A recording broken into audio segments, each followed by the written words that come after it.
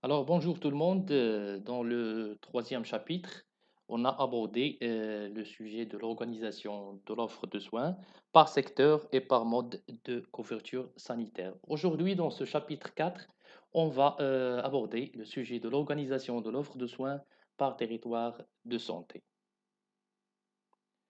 Alors, le territoire de santé constitue des bassins de desserte de la population desservie par un ou plusieurs établissements ou installations de santé. La carte sanitaire fixe le découpage sanitaire du territoire national en fonction du bassin de desserte de la population et des caractéristiques épidémiologiques, géographiques, démographiques, socio-économiques et administratives. Le territoire national est découpé en territoires de santé. La délimitation de ces territoires de santé, qui se base sur la division administrative du royaume, peut être complétée le cas échéant par un découpage spécifique fixé par le ministère de la Santé en vue d'arrêter les territoires les plus pertinents pour l'action sanitaire. Alors pourquoi l'organisation de soins doit intégrer ces dimensions territoriales? Alors, pour profiter des opportunités de collaboration intersectorielle, pour faciliter la responsabilité territoriale et politique sur la santé, santé dans toutes les politiques. L'offre de soins doit être répartie sur l'ensemble du territoire national de manière équilibrée et équitable sur la base de la carte sanitaire et des schémas régionaux de l'offre de soins.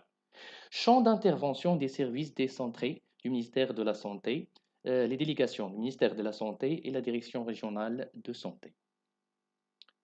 La carte sanitaire met en place 4 territoires sanitaires.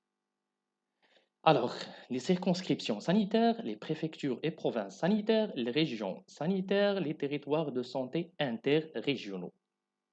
La carte sanitaire prévoit également des sous-territoires sanitaires fonctionnels.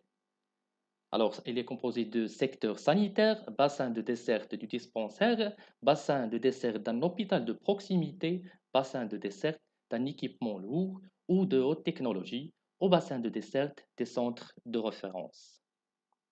La circonscription sanitaire. La circonscription sanitaire représente le territoire de base dans le découpage sanitaire pour la planification de l'offre de soins et la mise en œuvre des stratégies, des programmes et des plans d'action sanitaire. La circonscription sanitaire est l'aire géographique où l'ensemble des prestations de soins de santé primaire doit être disponible. Ces prestations comprennent les activités requises de prévention, de promotion de la santé et des modes de vie sains, ainsi que les soins liés à l'accouchement, aux urgences de proximité et à la médecine générale. Les préfectures et provinces sanitaires. Ils correspondent respectivement aux ressources territoriaux des préfectures des provinces définies par les textes réglementaires en vigueur relatifs à la division administrative du royaume. Chaque préfecture ou province sanitaire est découpée en deux ou plusieurs circonscriptions sanitaires. L'offre de soins au niveau d'une préfecture ou province sanitaire comprend, en plus des prestations de soins de santé, des prestations de réhabilitation et des prestations hospitalières de premier niveau. La liste des prestations hospitalières du premier niveau figure à l'annexe 1 du présent décret. La préfecture ou la province sanitaire constitue le champ d'intervention d'une délégation préfectorale ou provinciale relevant du ministère de la Santé. La région sanitaire. Il correspond aux ressources territoriales des régions telles que définies par les textes réglementaires en vigueur relatifs à la division administrative du royaume. Chaque région sanitaire est composée de deux ou plusieurs préfectures et provinces sanitaires. L'offre de soins au niveau d'une région sanitaire comporte, en plus des prestations des soins au niveau provincial et préfectoral, des prestations hospitalières de deuxième niveau. La liste des prestations hospitalières de deuxième niveau figure à l'annexe 1 du présent décret. La région sanitaire peut abriter des ressources, des installations, des équipements et des établissements de santé à vocation interrégionale. La région sanitaire constitue le champ d'intervention de la direction régionale de santé relevant du ministère de la Santé.